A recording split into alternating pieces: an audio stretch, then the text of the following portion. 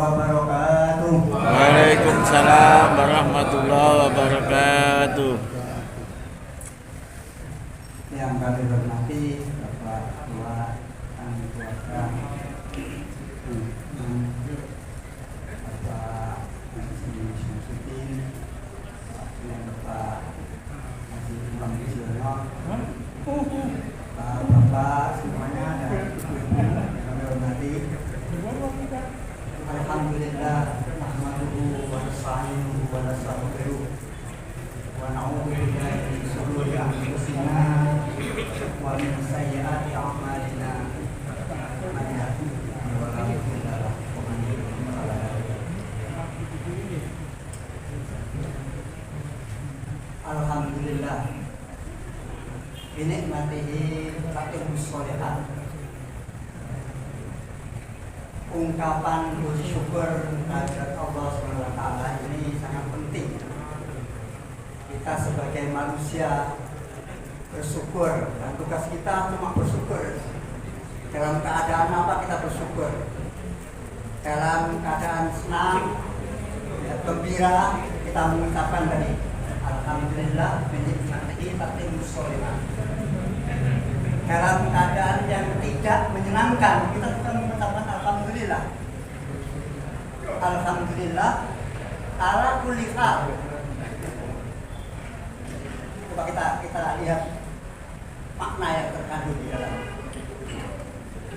Yang pertama itu Alhamdulillah binikmatihi tatimmus sholihat.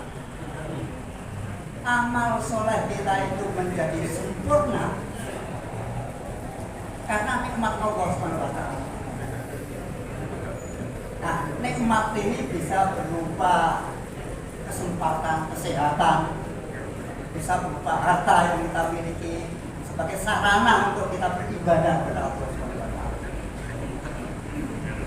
Jadi kalau kita lihat tuntunan yang diberikan Alhamdulillah binikmatihi tatimmus sholihat.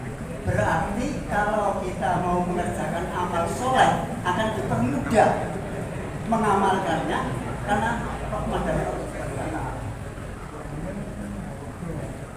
Umpamanya Bapak dan Ibu bisa tidak datang ke majelis yang dirahmati oleh Allah ini, sudah barang tentu adalah karunia dari Allah SWT. Mengapa ada teman kita dari tadi diterangkan ada 400 pensiunan, kemudian yang datang cuma 150 katanya begitu. Ini kan menggunakan rahmat dari Allah SWT. Ya. Lalu yang kedua, dalam keadaan kita mungkin sakit, timpa musibah, ada sesuatu yang tidak menyenangkan bagi kita. Kita dianjurkan untuk Alhamdulillah ala kulli hal. Ya, segala puji bagi Allah dalam keadaan apapun, apa itu menyenangkan atau tidak, terutama yang tidak menyenangkan. Berarti kita masih diberi kelonggaran, kesempatan. Ini sangat penting. Karena itu disinilah sebetulnya hidup kita itu hanya bersyukur. Rasulullah menyesal tidak ada gunanya. Pokoknya Alhamdulillah, dalam keadaan apapun Alhamdulillah. Sakit saja Alhamdulillah. Kalau kita bisa melihat orang yang ada yang lebih rendah daripada kita. Jadi unduru ila man huwa asfala minkum wala tanduru ila man huwa fawqakum wa ajdar. Kita harus membiasakan melihat orang yang lebih rendah derajatnya, makomnya daripada kita. Untuk apa itu? Supaya kita Alhamdulillah. Tetapi jangan sampai kita melihat orang yang lebih unggul, lebih mulia, lebih tinggi derajatnya daripada kita. Kita akan kufur ya. Asyukurillah. Berterima kasih hanya kepada Allah SWT. Alhamdulillah kita dipertemukan dalam keadaan sehat. Saya kira suasana semacam ini adalah rahmat dari Allah Subhanahu wa taala yang mesti kita syukuri. Nah, sekarang wujud syukurnya bagaimana wujud syukurnya itu? Ya. Mentaati ya apa yang diperintahkan oleh Allah dan menjauhi larangan. Jadi kalau kita hanya mengucapkan secara lisan alhamdulillah, lalu tidak ada ketaatan, ketundukan, kepatuhan kepada Allah, itu percuma. Karena yang namanya syukur itu harus disertai dengan perbuatan.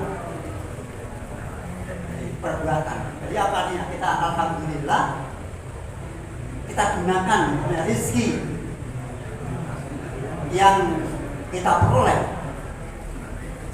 yang berasal dari Allah Subhanahu wa taala itu kita tasarrufkan kepada orang-orang tadi disebutkan yang tidak mampu, fakir, miskin dan sebagainya. Toh cuma sebagian min amwalikum, sebagian. Itu yang pertama. Yang kedua, kita ini harus berusaha meninggalkan sesuatu yang baik kepada generasi setelah kita. Ada dua syair yang perlu saya sampaikan. Yang pertama adalah mengenai kelahiran kita. Semua kita ini dilahirkan dalam keadaan yang sama. Syair itu mengatakan waladat ummuka ya bna adam bagian wan nasu haulaka yadhhabuna surura wajhad li nafsika an takuna idza baqau fi yaumi mautika dhahikan masrura. Jadi saya ini pengajaran kita, wahai anak Adam, ibumu telah melahirkanmu. Ya. Orang di sekitarmu ketawa sukaria, sedangkan engkau menangis. Jadikanlah kamu ketawa, senang, sukaria ketika menjemput ajal kematian, sedangkan orang di sekitar menangis karena kematianmu. Jadi ada usaha untuk merubah ya, dari kondisi awal kita menangis, kondisi akhir kita ketawa sukaria. Yang sangat populer adalah bait yang kedua ini. Izhad li nafsika qabla mautika dzikran fal dzikru lil insani umrusan. Kita diperintahkan untuk bekerja keras, berusaha semaksimal mungkin sebelum kematian kita, agar kita diingat kebaikan-kebaikan kita. Orang-orang mengingat kebaikan kita, masa hidup kita, itu adalah umur kedua. Jadi kalau umur kita ini kan dibatasi oleh tahun. Kalau Rasulullah SAW itu menetapkan umur umatku adalah 60 sampai 70. Kalau lebih dari 70 itu ziyadah, ya, rahmat karunia dari Allah, suka dengan baiknya. Tetapi kalau kurang itu lebih banyak, yang kurang dari 60. Nah, itu artinya kita sebetulnya diminta untuk berikhtiar agar sepanjang hidup kita ini menabung amal kebaikan agar dapat dikenang entah anak cucu kita atau generasi setelah kita. Nah, lalu bagaimana mewujudkannya? Rasulullah SAW memberikan yaitu fatwa kepada kita, memberi pejangan kepada kita.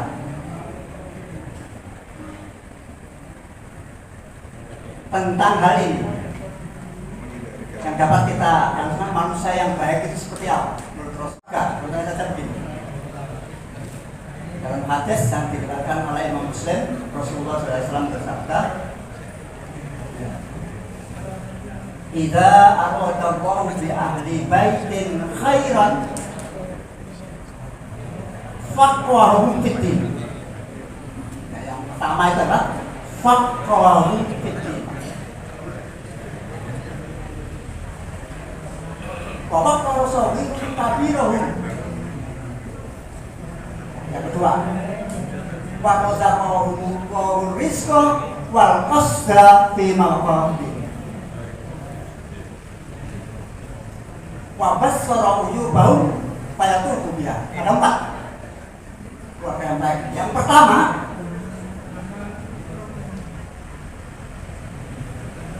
faqahum fiddin. Kita diperintahkan untuk faham, mengerti hukum-hukum agama. Ini halal, ini haram, ini tidak boleh. Kita harus tahu sehingga kita berhati-hati dalam hidup ini supaya tidak melanggar ketentuan syar'i agama kita. Bagaimana saya tidak belajar pendidikan agama? Ya kita belajar. Paling tidak mendatangi majelis, mengikuti pengajian, ya, siaran keagamaan dan sebagainya untuk mendengarkan dan memahami bagaimana implementasi ajaran agama itu dalam kehidupan. Yang pertama. Yang kedua, Bapak Rasul dalam kabiro, ada tatanan hidup dalam keluarga itu yang mudah, ya, menghormati yang lebih tua. Yang lebih tua memberikan kasih sayangnya terhadap yang muda. Suasana ini memang diceritakan. Saya itu dimulai dari orang tua. Bagaimana orang tua memanggil anaknya dengan panggilan-panggilan adik, kakak, dan sebagainya. Jadi menempatkan gitu. Jangan dipanggil dengan sebutan-sebutan yang tidak menyenangkan.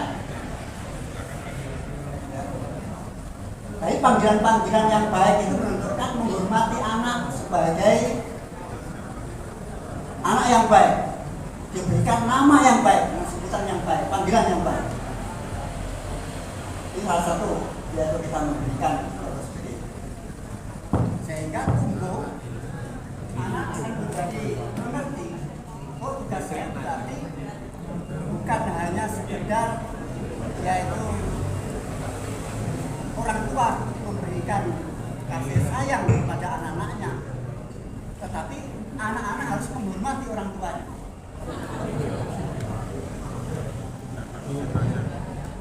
Jadi menghormati, menyayangi itu tumbuh dalam kehidupan keluarga. Dan kita nyatakan, saya kira Bapak dan Ibu sudah mengalami bagaimana anak itu bisa patuh pada orang tua. Karena orang tua memang menyayangi anak-anaknya. Tetapi kalau orang tua tidak sayang kepada anaknya, jangan heran kalau anak itu membangkang, anak itu tidak patuh sebagai teladan. Yang ketiga adalah warasahum rizqa wal qasda bima baqatihi. Yang terakhir, Allah yang memberikan rezeki kepada kita dan Dia sederhana dalam membelanjakannya. Sederhananya itu tidak kikir dan tidak kemudian berlebihan atau berfoya-foya antara itu. Jadi ada prioritas. Tidak kemudian kita punya uang lalu kita belanjakan kemudian utang, tidak bisa gitu. Jadi kekuatan kita itu berapa, lalu kita bisa menggunakan data yang kita miliki itu untuk bisa cukup dalam waktu tertentu atau bulan. Mengapa ini penting? Karena ini yang bisa menjadi kerusakan dalam kehidupan rumah tangga. Banyak rumah tangga yang hancur bercerai-berai karena keuangan tidak dimanage dengan baik. Yang keempat, wabassarum uyubahum fayatubu biha. Allah memperlihatkan aib kekurangannya, kemudian menyadari, dia menyadari lalu bertobat kepada Allah.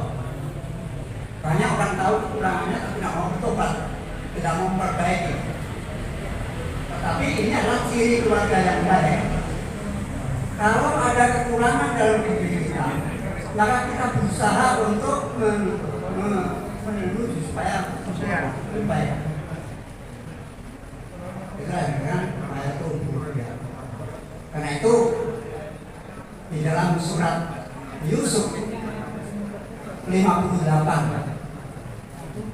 Qul bi fadlillahi wa bi rahmatihi fa bidzalika falyafrahu. Katakanlah Muhammad, dengan keutamaan dan rahmat yang diberikan Allah kepada manusia, maka manusia itu bersenang hati dengan rahmat tadi yang dikatakan kesehatan, rezeki, segala sesuatu itu menjadi kita senang. Dan rahmat ini supaya dipahami di ayat ini teruskan. Wa khairun mimma yajma'un. Syukur kita atau kita mensyukuri rahmat dari Allah itu lebih baik dari sejumlah harta yang kita kumpulkan. Bapak dan Ibu sekalian, ini menjadi penting dalam kehidupan kita. Jangan sampai tujuan kita itu hanya mengumpulkan harta kekayaan. Kalau itu menjadi tujuan, maka kita lupa akhir kehidupan kita ini. Artinya apa? Kita harus benar-benar mengumpulkan bekal sebaik-baiknya, sebanyak-banyaknya untuk kampung akhirat nanti.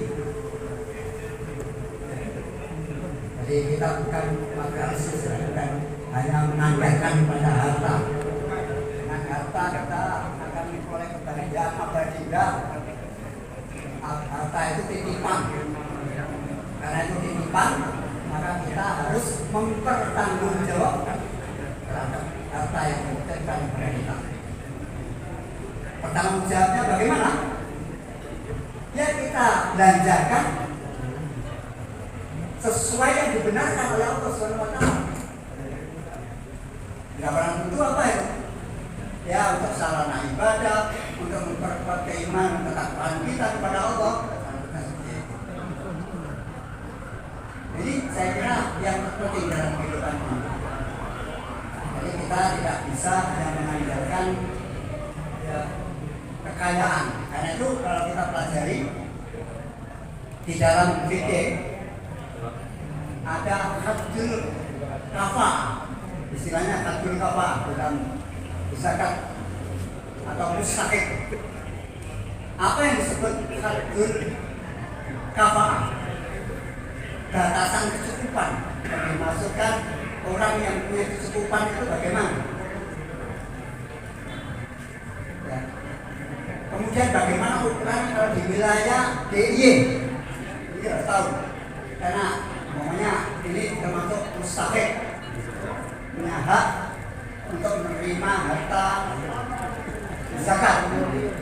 Itu kan harus diukur kafaannya, batas kemampuan ini, lalu diumpamakan sebagai bentuk rupiah. Dan kebutuhan dasar, makan, minum, ya, kesehatan, rumah tempat tinggal, pakaian, itu adalah standar. Dan itu oleh DIY dikatakan sebetulnya tiap individu, tiap orang itu 770. Kecil apa? Jadi kalau dinilai ini berarti kebutuhan dasar minim separuh dari separuh. Nah, ini sebenarnya orang yang menjadi sasaran atau objek ambil zakat. Jadi kalau ada orang kaya minta ini nggak bisa. Mengapa kok sampai sekitar itu? Bagi sama-sama rata. Maka banyak saja pemain para pensiun kita dibagi tiap bulan ada hadiahnya gitu. Nggak bisa. Itulah kami jelaskan supaya tadi tidak salah pengertian bahwasanya ada ukuran standar ini harus dinyatakan berdasarkan pengertian seperti itu. Karena itu dikatakan ada fakir, ada miskin. Yang fakir ini adalah orang-orang yang tidak mempunyai penghasilan secara tetap dan tidak bisa memenuhi kebutuhan hidupnya atau separuh dari kehidupan hidupnya. Ini adalah fakir. Tidak mempunyai lapangan kerja, penghasilan tetap tidak ada, dan kalau dia dapat uang tidak bisa dibelanjakan untuk memenuhi separuh dari kebutuhan hidupnya. Sedangkan yang miskin itu adalah orang yang memang tidak bisa juga memenuhi kebutuhan hidupnya, tapi sudah di atas separuh atau lebih dari separuh, belum seluruhnya, lebih dari separuh. Dan ada syaratnya ini, tidak ada yang menjamin hidupnya. Menjamin hidupnya itu bisa anaknya, bisa saudaranya, atau bisa ada tangga yang baik. Pokoknya kehidupan kamu saya jamin, keperluannya saya jamin. Berarti itu sudah lepas, ambil saya sudah lepas. Karena itu disinilah sebetulnya kita tahu mengapa kok dipilih-pilih gitu. Memang ada standar. Nah, kemarin kita diaudit syariah oleh Kemenang. Nah, audit ini sasarannya adalah ada kepastian syar'i. Ada 3 variabel yang harus ada. Kepastian syar'i, kepastian regulasi, kepastian NKRI. Ada 3 lazis itu. Agar ketentuan syariat termasuk yaitu menentukan asnaf tadi. Dasarnya apa? Ini golong miskin, dasarnya ini beri ambil, dasarnya ini apa? Yaitu sabilillah, ibnu sabil dan sebagainya. Jadi gambaran itu dasarnya. Yang kedua regulasi, ketentuan-ketentuan yang berlaku, baik itu ketentuan dari Kementerian Agama, dari Basnas, ya, maupun yaitu ketentuan yang berasal dari pemerintah setempat. Nah, yang NKRI sesungguhnya jangan sampai uang yang dikelola itu untuk kepentingan yang tidak sejalan dengan tujuan negara kita, untuk terorisme atau yang tidak sesuai dengan NKRI ini juga digunakan untuk ya, kepentingan organisasi terlarang. Artinya, jadi itu mohon dimaklumi karena ini lazis. Baik, supaya kita semangat, kita baca selawat dulu. Mulai asal apa? Mulai salli wa sallim daiman abada ala habibika khairil khalqi kullihim. Ayo apa? Maulaya salli wa sallim daiman abada ala habibika khairil khalqi kullihim. Huwal habibul ladzi turja syafa'atuhu li kulli hawli minal awwali mutakhirin. Ya Rabbi bil Mustafa. Apa? Alhamdulillah. Ya Rabbi bil Mustafa balligh maqasidana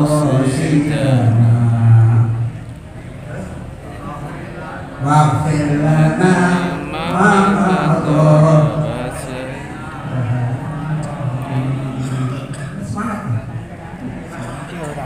Ya Rabbi bil Mustafa balligh maqasidana waghfir lana ma madha ya wasi'al karami.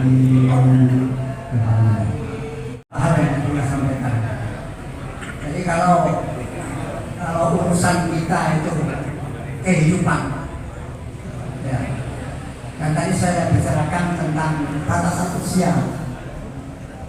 Mungkin masuk saya, ya, ini sudah melampaui ketentuan. ada ketentuan yang dilakukan oleh Rasulullah batas usia umur umatku itu 60 sampai 70.